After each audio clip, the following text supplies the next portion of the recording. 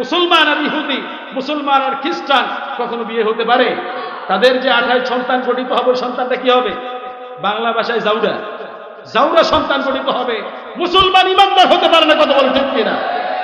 যারা মুসলমানদের উপর অত্যাচার নির্যাতন চালায়, দীর্ঘ আমার দেশের অনেক নির্যাতন চালিয়েছে তারা। যে সমস্ত দেশদ্রোহীরা দেশপ্রেমের কথা বলে, বাংলাদেশের সহজ সরল মানুষের মস্তিষ্ককে ঢোলাই করে, কিংবা হ্যানা ক্যাবিনেট তৈরি করে, কিংবা ভারতের 5 এজেন্ট হয়ে নিরীহ মানুষের বুকে অস্ত্র ধারণ করে দীর্ঘ 14, 15 কিংবা 16 বছর ধরে বর্বর নির্যাতন চালিয়ে অবৈধ ক্ষমতা টিকিয়ে রাখার প্রাণপণ প্রচেষ্টা চালিয়েছিল।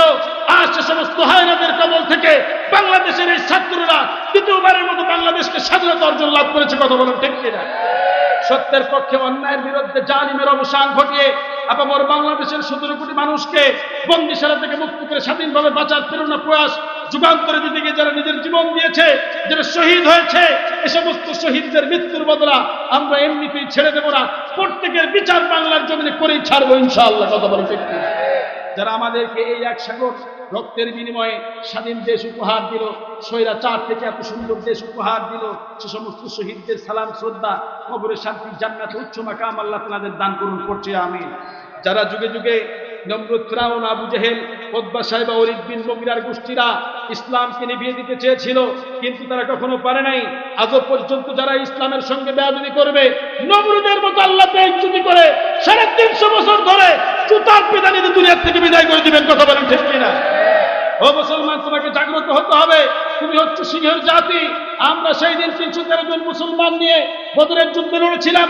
আমরা সেই দিন ময়দান ছেড়ে দিই নাই। 313 জন ঘোড়া ছিল না, ভাঙ্গা তরবারি, মাত্র কয়েকটা ঘোড়া নিয়ে হাজার শতাধিক কুরাইশ বাহিনীর বিরুদ্ধে সেই দিন নবী মুহাম্মদ সাল্লাল্লাহু আলাইহি ওয়াসাল্লামের নেতৃত্বে আমরা লড়াই করে কোরআনের সূর্য ছিনিয়ে এনেছিলাম। আমরা সেই দিন ময়দান ছেড়ে দেই না, কথা বলেন ঠিক কিনা? ওদের ময়দানে শেষ পর্যন্ত লড়েছি, জমিন ছেড়ে দেই নাই। তাইফের ময়দানে আমাদের নবীজি মার খেয়েছেন, খন্দকের প্রান্তরে আমরা বিজয় ছিনিয়ে এনেছি। ওই আফ্রিকার ভূখণ্ডে শত শত বিল্ডিং এই মুসলমানেরা তৈরি করেছে। আফ্রিকার ভূখণ্ডে কালেমার পতাকা মুসলমানেরা উত্তোলন করেছে। ফিলিস্তিনের শত শত বিল্ডিং এই মুসলমানেরা তৈরি করেছে। অতএব cast time any time before their dead W never touched up that button. কাপুরুষেরা মৃত্যুর পূর্বে অনেক বার করতে পারে, কিন্তু একবার করতে পারবে মুমিন, আল্লাহ বিশ্বাসী, তাওহীদবাদী, একত্ববাদী মুসলমান যারা জন্মগ্রহণ করে, তারা আল্লাহ ছাড়া কারোর সামনে তাদের মাথা নত করতে পারে না, পারে না, পারে না, কথা বলেন ঠিক কিনা?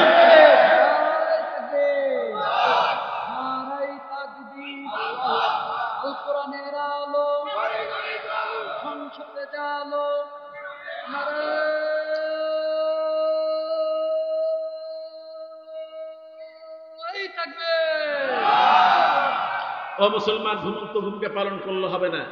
এই ভারতের নরেন্দ্র মোদী কুখ্যাত সন্ত্রাসী মুসলমানদের বাবরি মসজিদ ভেঙে মন্দির বানিয়েছে। রাস ইসরায়েল নেতানিয়াহু কুকুরের বাচ্চা মুসলমানদের ফিলিস্তিনের ঘরকে দখল করে গির্জা ঘর বানাইতে চায়। ও মুসলমানের পরও যদি তুমি ঘুমন্ত ভূমিকা পালন করো, প্রতিবাদ যদি না করো, আল্লাহর কসম এমন একটি সময় আসবে তারা মসজিদে কাবাকে দখল করতে দ্বিধা করবে না। আর মসজিদে কাবা যদি মুসলমানের হাত মাস থেকে হারিয়ে যায়, মুসলমানের অস্তিত্ব পৃথিবীর জমিনে কিছুই ঠিক থাকবে না, কথা বলেন ঠিক কিনা? তারপর সোচ্চার হয়ে যান, যেখানে অন্যায় সেখানে প্রতিবাদ। রাজি আছি ইনশাআল্লাহ। আমার যুবক ভাইরা দেখিয়ে দিয়েছে, আগামী 50 বছরে যদি আমার বাংলাদেশের পুলিশ অন্যায় করার কোনো চিন্তাধারাও করে, তারপরে তাকে দেখতে হবে ওভার ব্রিজে ল্যাংটা করে টাঙাইছিল না, দেখেন না আপনারা? আল্লাহর কসম খেয়ে বলি, প্রত্যেক জেলায় মাহফিল করতে যাচ্ছি, বিভিন্ন জায়গায় পুলিশ ধরতেছে। এখন দেখি এমন ভাবে সালাম দেয়, মনে ওর চেয়ে ভালো লোক আর কেউ না। যারা এসেছেন চাকরিতে, এদের প্রতি ঘৃণা বিদ্বেষ আমাদের আর আছে? কেননা এরা নিজেরা ভুল বুঝতে পেরেছে। যারা শয়তান ছিল তারা ভাগিয়ে আছে। ওসি প্রদীপ শয়তান ছিল, ডিবি হারুন, ওই যে টাকমাতাওয়ালা বেয়াদবটি কথায় কথায় আলেম ওলামার হাত ভেঙে পাকিস্তানে পাচার করবে। বাংলাদেশ কি তোর বাপ দাদার বেয়াদব রাজাকার? তো তোরা তো বাইরের দেশে বাংলাদেশের অর্থ করিগুলি বাইরের দেশে পাচার করেছিস।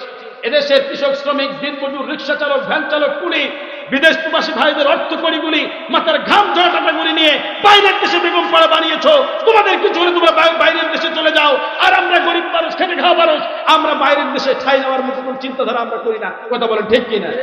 সুতরাং যারা কথায় কথায় বাইরের দেশকে তুলনা দেয়, বাংলাদেশ ভালো না, বাইরের দেশে চলে যায়, বাড়ি গাড়ি অর্থ করি সব পাচার করেছে, বুঝতে হবে দেশদ্রোহী আমরা নয়, রাজাকার আমরা নয়, ওরাই সবাই রাজাকার, কথা বলেন ঠিক কিনা?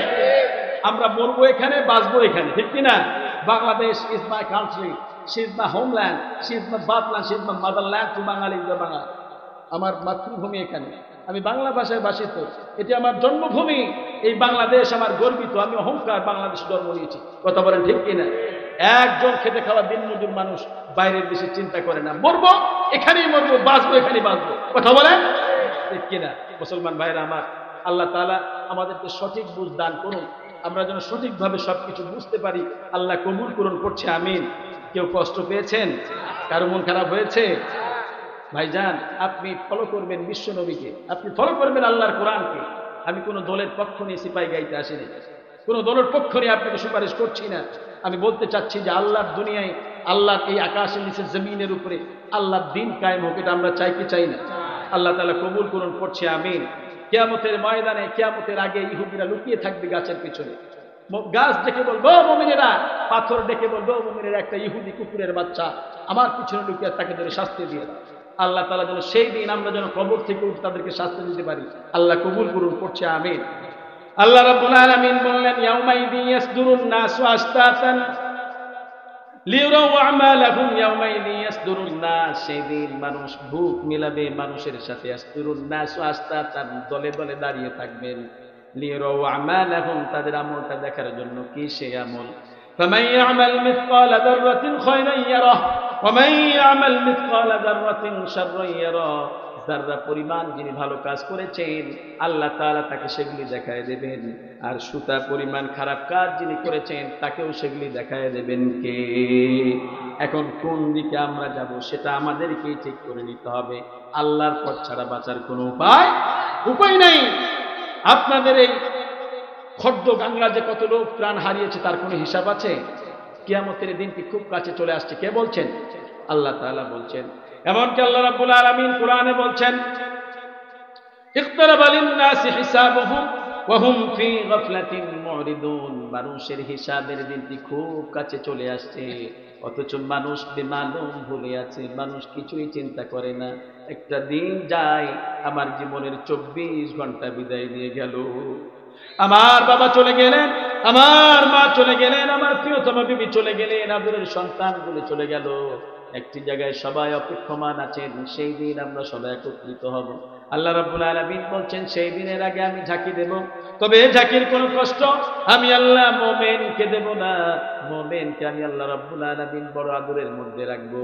যারা আল্লাহর হুকুম পালন করছেন তারাই মুমিন। তারা কি মুমিন? আমরা মুমিন হতে চাই, কোরআন আছে যেখানে আমরা যাব সেখানে। তো মুমিন হওয়ার অনেকগুলি শর্ত আছে। আপনি কোনো প্রতিবেশী কষ্ট দিতে পারবেন না, হোক সে হিন্দু, হোক সে বৌদ্ধ, হোক সে খ্রিস্টান, হিন্দু নেভার। আপনি তার হক তাকে বুঝিয়ে দিবেন, কারণ সে আপনার কি প্রতিবেশী। হৃদয়ের পাশাপাশি বিশ্বনবী সাল্লাল্লাহু আলাইহি ওয়াসাল্লাম বলেছেন, আমার ভয় হচ্ছিল প্রতিবেশীকে সব কিছু দেওয়া ফরজ হয়ে যায় কিনা, এত বেশি তাগীদ প্রতিবেশীর ব্যাপারে বিশ্বনবী সাল্লাল্লাহু আলাইহি ওয়াসাল্লাম দিয়েছেন। এই চাচা জানাটা উঠে যায়, এই আপনারা কি খারাপ লাগতেছে বুঝি মনে হয় ভাইজান? তাহলে কি দোয়া আখিরে মনে হয় করে দেয় নাকি? তাও বুঝি সাহেব, এই দু একজন যে উঠে যাচ্ছে খারাপ লাগে তো। যদি জরুরত লাগে ভাই যাবেন, তার আগে উঠবেন না, যাবেন না ইনশাল্লাহ। আধা ঘন্টা চলবে ইনশাল্লাহ। মুসলমান ভাইরা আমার, মুমিন হতে চাই। মুমিন হতে গেলে আপনার দ্বারাই যেন কেউ কষ্ট না পায়। আপনার দ্বারা যদি কেউ কষ্ট পায় তাহলে আপনি মুমিন হতে পারবেন। আপনি মুখ দিয়ে কষ্ট দিলেও আপনি মুমিন না। মুখ দিয়ে কষ্ট আছে না? আপনি বিড়ি খায় আর একজনকে কষ্ট দিতে পারবেন না। বিড়ি অবশ্যই খর্দ গাংড়ায় কেউ খায় না, খায়? আরে বিড়ি জাতিকে কুড়ে কুড়ে খাচ্ছে। শীতের সকাল 4-5 জন একসাথে এমন ভাবে বিড়ি ধরে টানে আর উপর দিকে ধুমা ছড়ায়, মনে হয় বিরাট নিয়ামত খাইতেছে। ছোট্ট পোলাপান 14-15 বছর বয়স, দোকানে গিয়ে দেখতেছি গ্যাসলাই নিয়ে বিড়ি ধরাইতেছে। হ্যাঁ, কি করো? হুজুর আমি খাবো না, আরেকজন খাইবে, আমরা পাঠাই দিই। আমি একটু সন্দেহ, ডাউট লাগলো, তার পিছু পিছু গেলাম, গিয়ে দেখছি যার কাছে বিড়ি নিয়ে যাবো ওর কাছে যাইতে বিড়ি খেয়েই শেষ করে ফেলছে। আমি বলে এখন কি করবা? মারছে তো। এই বিড়ি মদ থেকে আল্লাহ তাআলা আমাদের এই যুবক ভাইদেরকে হেফাজত করুন, করছে আমিন। এই বিড়ি হারাম। মেডিকেল সায়েন্স গোটা বাংলাদেশের আলেম, পৃথিবীর আলেম একসাথে হয়ে বলেছেন বিড়ি হারাম। মেডিকেল সায়েন্স বলছে এটার ভিতরে সবটাই ক্ষতি। আল্লাহ তাআলা আমাদেরকে, আমার যুবক ভাইদেরকে, আমাদের ভাইদেরকে এই নেশার হাত থেকে আল্লাহ ফিরায় দেন, করছে আমিন। বাংলাদেশের 80% যুবক নেশা আসক্ত, কথা বলেন ঠিক কিনা? কত পিতামাতা, কত মা আঁচল পিছিয়ে দিয়ে রাত্রি বেলায় বসে থাকে, চোখের পানিতে আঁচল ভিজিয়ে যায়, তার সন্তান নেশাগ্রস্ত। তা না হলে পরে অশ্বির মতো মেয়ে তার পিতামাতাকে নেশার টাকার জন্য খুন করতে পারে। কিছুদিন আগে তার পিতা সন্তানের অত্যাচার সহ্য করতে না পেরে নিজেই কোড়াল দিয়ে সন্তানকে খুন করে ফেলেছে।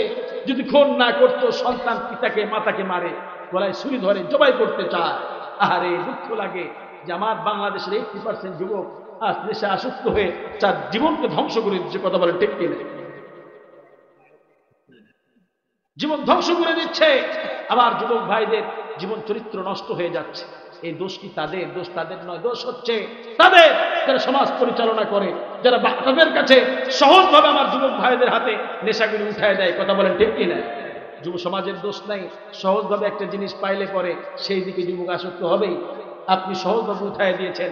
ভারত থেকে ভারতের উন্নয়ন, আমাদের উন্নয়ন, আমাদের উন্নয়ন, ভারতের উন্নয়ন। বন্যার সময় আমাদের ডুবিয়ে মারে, খরার সময় শুকিয়ে মারে।